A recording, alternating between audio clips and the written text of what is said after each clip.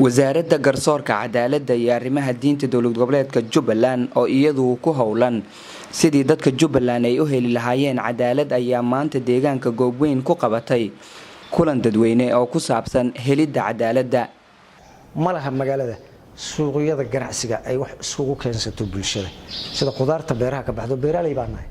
madasha oo ay ka soo qayb galeen wasiirka cadaaladda garsoorka iyo arrimaha diinta dowlad goboleedka Jubaland mudane Maxamed Sheekh Yuusuf Cumar agaasimaha guud ee wasaaradda mudane Bedel Jaamac xeer ilaaliyaha guud ee dowlad goboleedka Jubaland Maxamed Sheekh Cusmaan Saciid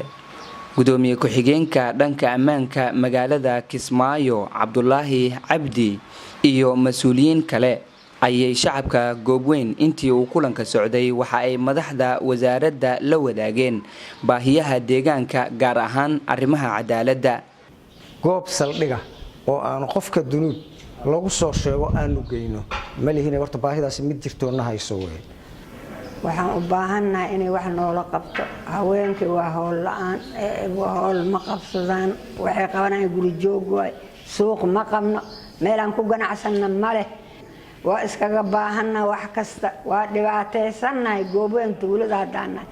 gudoomiyaha deegaanka Goobweyn Cumar Cabdullaahi Maxamed ayaa sheegay in ay isku tashi kadib samaysteen guddiga xalinta khilaafaadka ayna wixii hadda ka dambeeyo wasaaradda uga fadhiyaan inay tababar iyo aqoon kororsi u qabato. waxa ka nooga dhisan maamulka dhexe ee Goobweyn ururada dhalinyarada ururka haweenka ayaa nooga dhisan waxa kale oo noo dhisan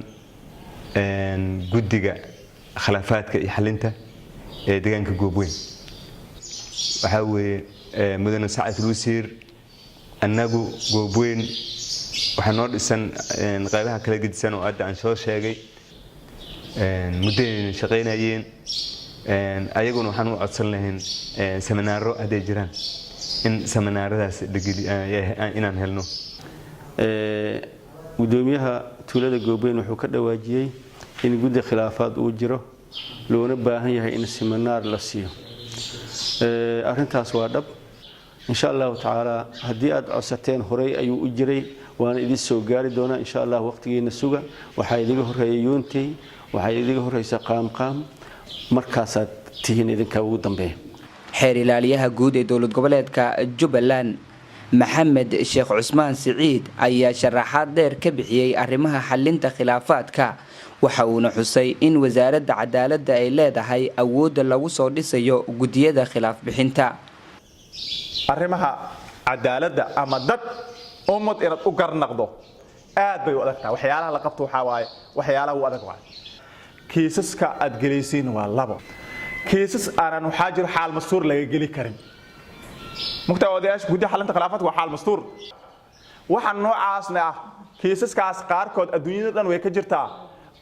waa la isticmaalaa waa la soo dhaweeyaa sulxna waa laga gali karaa marka laakiin waxa jiro kiisas qaarkood aan la taabi karin oo sharciga uu diidayo mamnuuca xaal masuur ila galo marka taa waxa ay kaga digaayaan inay sameeyaan